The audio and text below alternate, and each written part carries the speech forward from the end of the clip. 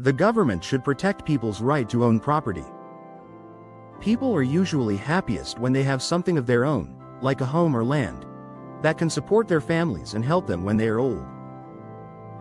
When many people have no property at all, problems in society usually grow. Something is wrong when only a small group owns almost everything. Everyone should be able to own at least something. The Church's teachings about social and economic issues are based on the 7th and 10th commandments. These commandments guide the Church's ideas about fair treatment, justice, and protecting the rights of others. In Pope Leo XIII's 1891 encyclical Rerum Novarum, the Church showed that it stands with ordinary working people, both as a group and as individuals. Social justice means using the rights God gave each person in a way that helps the whole community. To help save souls, the Church explains principles of social justice and applies God's law to modern economic life. These principles connect moral behavior and economic actions. The Church teaches fairness and justice in relationships between employers and workers, the rich and the poor, and between individuals and groups. Everyone has duties toward other people, and this never changes. If someone ignores these duties, especially in economic matters, he sins against the 7th and 10th commandments.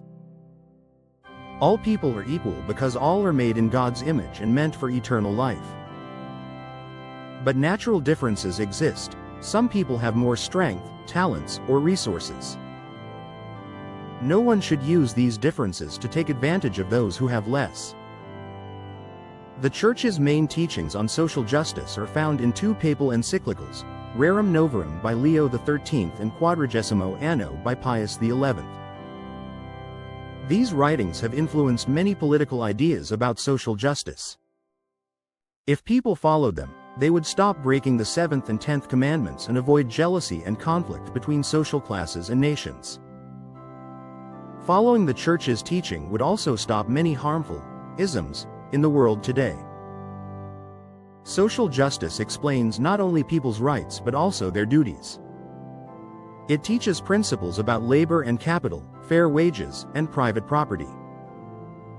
Pope Leo XIII taught that people should have the right to own things permanently, not just use them temporarily. Many of today's world problems, including jealousy between nations and even wars, come from economic issues.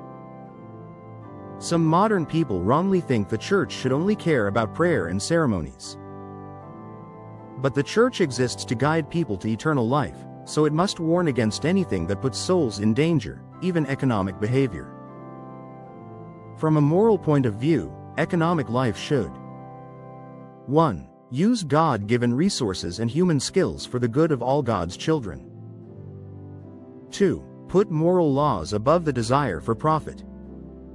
3. Distribute God's gifts fairly. 4. Give everyone useful work that matches their abilities and respects their human dignity.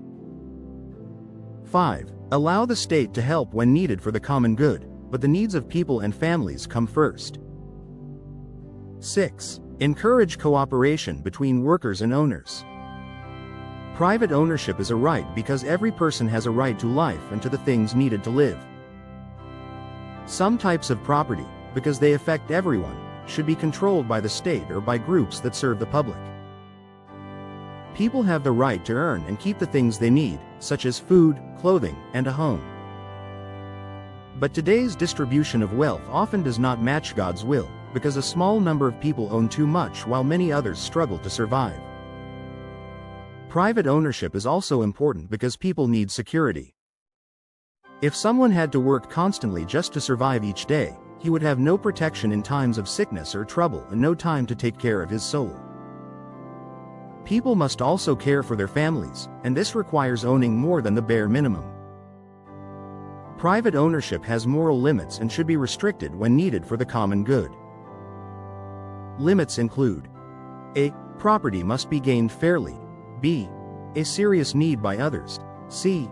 The state may take property for public use but must pay fair compensation. Communism and fascism are both wrong because they treat the state like a god. Communism takes away all private property and tries to provide for everyone through the government. This is not practical and violates the rights of individuals and families.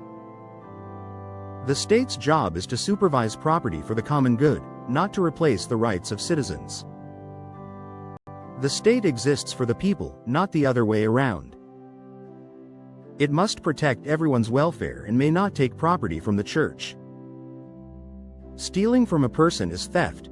Stealing from God is sacrilege.